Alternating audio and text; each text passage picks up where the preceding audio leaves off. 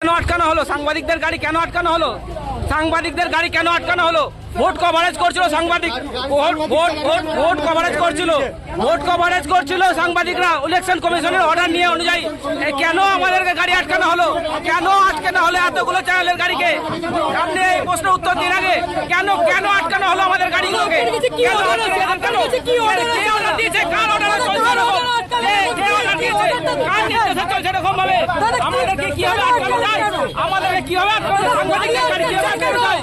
কিভাবে এত বড় একটা এলাকার কিভাবে ঘোরা যাবে? সংবাদ মাধ্যমকে আটকানো হচ্ছে না কেন? দাদা, সংবাদ মাধ্যমের গাড়ি আটকানোর এখতিয়ার আছে। গাড়ি কেন আটকাবে?